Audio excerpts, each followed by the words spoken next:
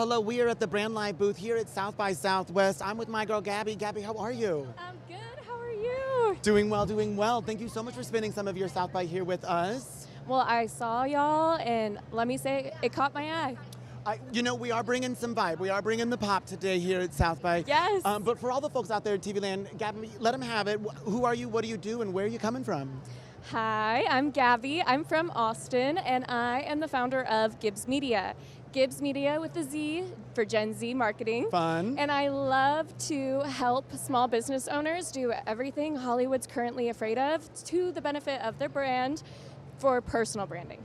Ooh, I'm really excited to get your hot take on what we're talking about here today. And so at the Brand Live booth, we've been asking a lot of folks about the quality of video content coming out in the work world. So let me ask you, how effective would you say video content is right now in the professional space?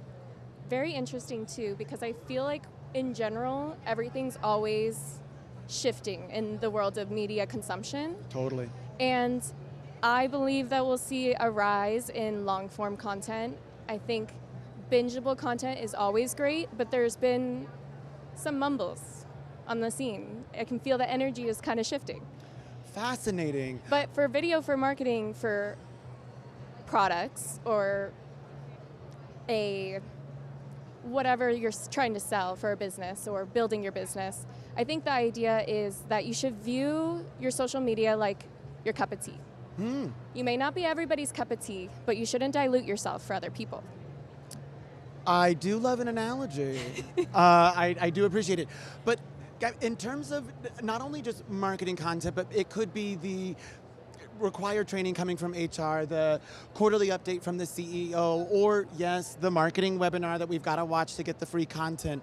In terms of what we're seeing right now coming out of the professional space, how would you rate their effectiveness in ability to engage and capture our attention?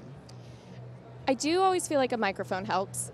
So setups like this, I feel like captures people's attention because they're like, why do they get to have a microphone and I don't? So I think that's a big part is FOMO. And that's what needs to be tapped into because you as a professional got to this conference, got to this space because you were chosen or you had that access to get there. And how do you cultivate that feeling for your audience so that they know that like you were there, they weren't. And also because you were there, that makes you more trustworthy. There is a component of when I see someone on video that there's an immediate layer of trust that's given because like you're noting that, well, this person was chosen to be filmed. They must have some authority. They must have some information or otherwise of value to then be on the camera from the first place. Yes, and I think what's funny is you have to jump over that hurdle in your mind. I think a big part of like content production is people might walk by right now here at South by and like pause and be like, why? And it's like, I'm just Gabby. I just said hi and I just really wanted to talk with you and I don't mind that it's on camera. It is on camera. It can be great for other people to turn back to if we say something really useful. Yeah. But I think at the end of the day, it's just got to be okay with you because people sometimes need to hear what you need to say. Totally, and I do think that there is a component of this message and we're crafting it in a video space, but if we're not delivering it in a way that is consumable, that is engaging, that actually compels someone to watch it, then the message is going to fall flat. It's not going to be absorbed. It's not going to be heard. And the result is either, an uninformed audience or just a missed opportunity to really engage in that communication space. What I'd like to ask, Gabby, because we are consuming video so much in our personal lives, 5+ hours on screens, TikToking way past my bedtime. Let me Doom scrolls. I mean, I get guilty. But Gabby, in your opinion, are there strategies, techniques, and tactics from the success of video in our personal life that we could be translating into the video content we're creating in the work world? Yes. And I think that that mindset needs to be when you think of actors or you think of even sports athletes. You're not necessarily able to do that 90s thing anymore and just show up on screen when you're paid to show up on screen.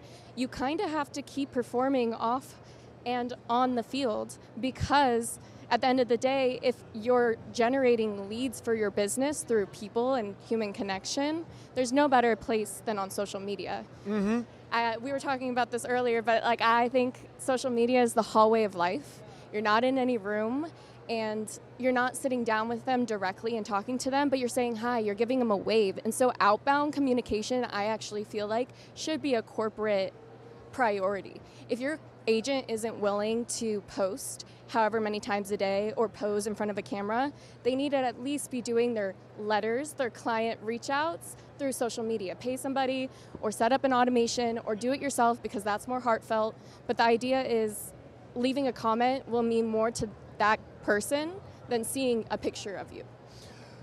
Businesses leveraging social space in an effective way. What are some of your recommendations and advice on showing up in that space in a genuine way and it not feeling artificial or campy? Yeah, that's hard because sometimes you have to lean into the campy for the branding, but if that's not your thing.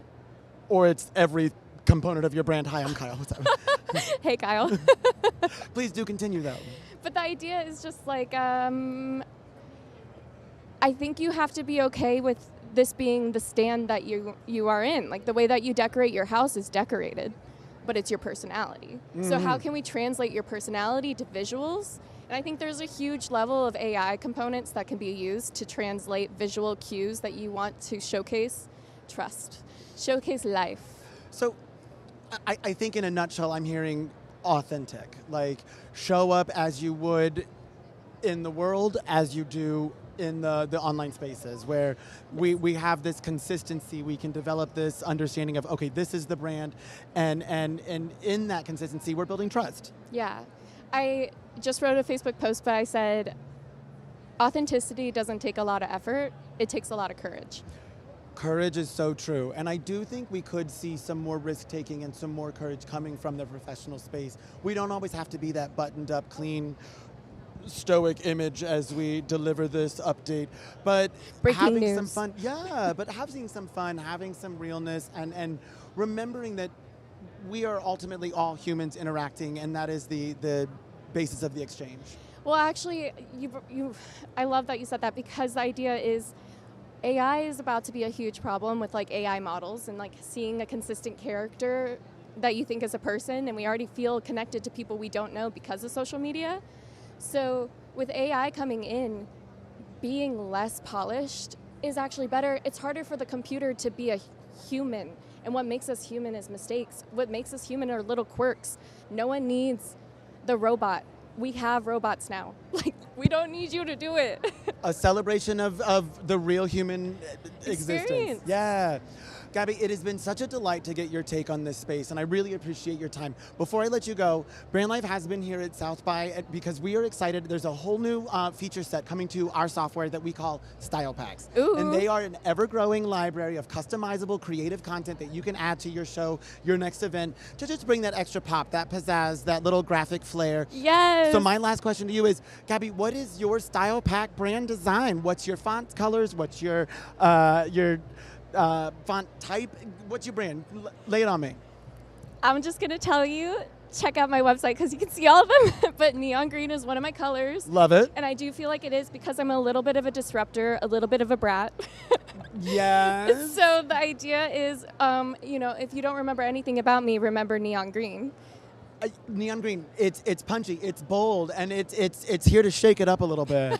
I love it. Well, Gabby, thank you so much for your time today. I really appreciate you spending time with us here. And learning more about Brand Life. They're doing amazing things, and I can't wait to learn more. Continue watching and subscribe.